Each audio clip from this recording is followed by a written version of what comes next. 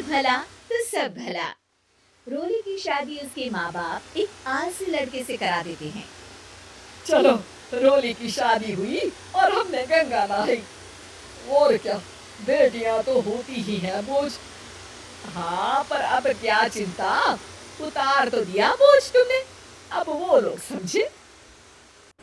ससुराल में रोली का पति कहता है, देखो, मैं कोई काम नहीं करता, ये बात तुम्हारे मम्मी पापा को बता दी थी मैंने। अब जो किराया आता है दुकान का, उसी से घर का गुजारा करना है। कभी भूल से भी कोशिश ना करना किसी चीज की डिमांड की।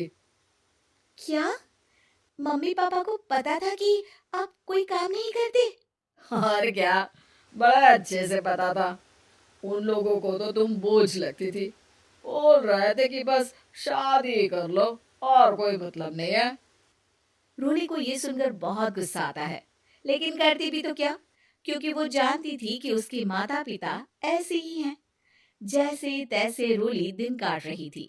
रोली को एक प्यारी सी बेटी होती है। धीरे धीरे वो बड़ी होती है और उसके साथ उसकी जरूरतें भी बढ़ती जाती हैं। सुनिए जी, अब तो सिमी बड़ी हो रही है, उसका स्कूल में दाखिला कराना है। मैंने अब तक तो जैसे तैसे समय काट लिया, लेकिन मैं बच्ची की परवरिश में कोई कमी नहीं रखूंगी। अरे क्या है यार, अब तो लगता है कोई ना कोई काम ढूंढना ही पड़ेगा। अब पति रोज काम की तलाश में जाता और बिना किसी काम के वापस आ जाता। रोली समझ जाती है कि पति के अंदर अब काम करने की क्षमता नहीं है। वो बेटी को उच्च शिक्षा देने के लिए कुछ करना चाहती थी, लेकिन करती तो क्या करती। एक दिन रोली की सहेली कहती है, रोली, मेरी कोई औलाद नहीं है। अगर तू मेरी औलाद को जन्म दे तो मैं तुझे तेरे मुंह मांगे पैसे दूंगी। अरे, तेरी औलाद को मैं कैसे जन्म दे सकती हूँ? सरोगेसी से। बच्चा मेरा और वैभव का ही होगा, लेकिन कोख तेरी होगी। ये संभव है रोली। रोली कुछ सोच कर कहती है, मुझे मंजूर है, लेकिन मैं इसका 2 लाख रुपया लूंगी। अरे कोई बात नहीं, मुझे मंजूर है। रोली खुश हो जाती है कि एक बच्चा पैदा करने का उसे 2 लाख रुपया मिलेगा। वो घर आकर पति को बताती है, वो भी खुश हो जाता है। अब क्या था, डॉक्टर के पास जाकर सहेली का बच्चा रोली की कोख में पलने लगता है। मुझे 20,000 चाहिए मेरे बेटी के एडमिशन के लिए। हाँ हाँ ठीक है, मैं उसके एडमिशन से लेकर सारे खर्चे उसके अकाउंट में डाल रही हूँ। रोली की बेटी का एडमिशन हो जाता है। रोली को लगता है कि वो अब सब कुछ ठीक कर देगी। दिन और महीने आगे बढ़ते हैं। अब एक दिन, एक बात कहूँ जी, काश इस बच्चे को मैं रख पाती। मैं अब इससे काफी जुड़ गई हूँ।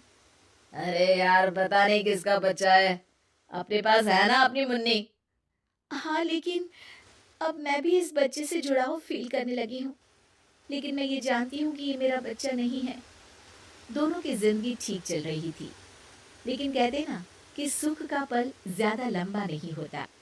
एक दिन रोली की सहेली का फोन आता है।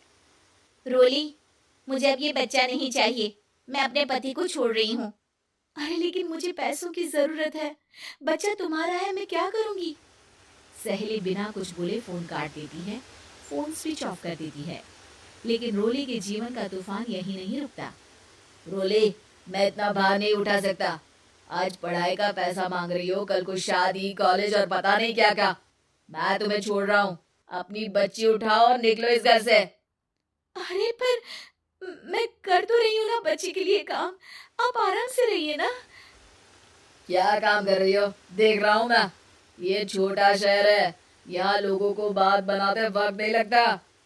तो मैं क्या करूँ? ज्यादा पढ़ी लिखी नहीं हूँ, कैसे घर के खर्चे चलाऊं? और आप तो काम करना ही नहीं चाहते। हाँ, ना चाहता हूँ और ना ही करूँगा। रोली को पति की बात पर काफी गुस्सा आ जाता है। ठीक है, अगर मेरे जीवन में संघर्ष ही लिखा है तो वही सही। इस वक्त पति होने के नाते आपको मेरा साथ देना चाहिए था, लेकिन नहीं, आपने तो इस हाल में मुझे घर से बाहर निकालने की बात कह डाली। देखो, ये सारी फालतू की बातों के लिए वक्त नहीं है मेरे पास। रोली, जिसकी कोख में किसी और का बच्चा था और साथ छोटी सी बेटी, पति का घर छोड़कर रास्ते पर आ जाती है। रोली के पास मायके के सिवा दूसरा कोई रास्ता नहीं होता। अरे रोली कैसी है? कितने दिनों के लिए आई है? हमेशा के लिए माँ।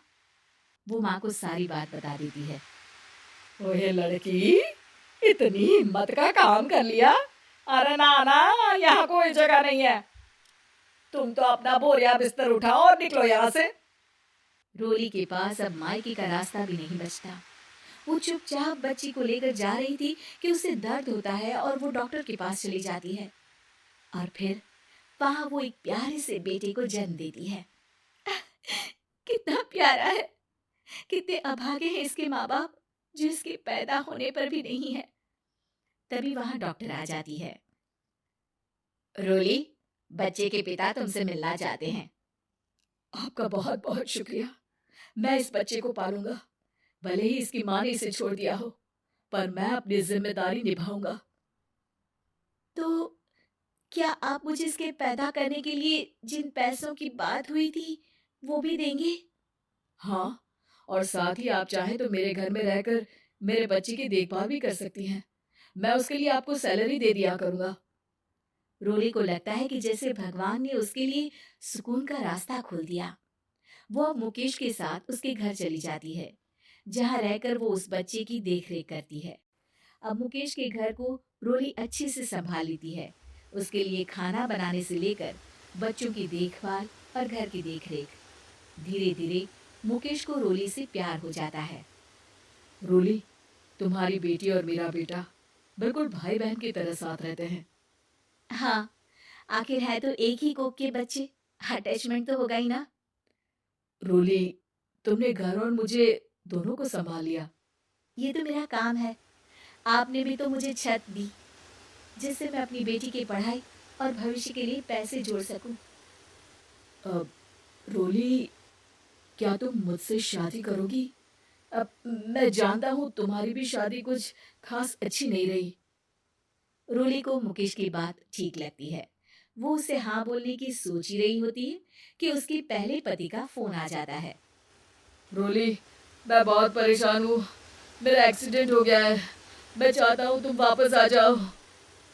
रोली को पुराने पति की चिंता होने लगती है। वो सोचती है कि वो क्या कर रही थी।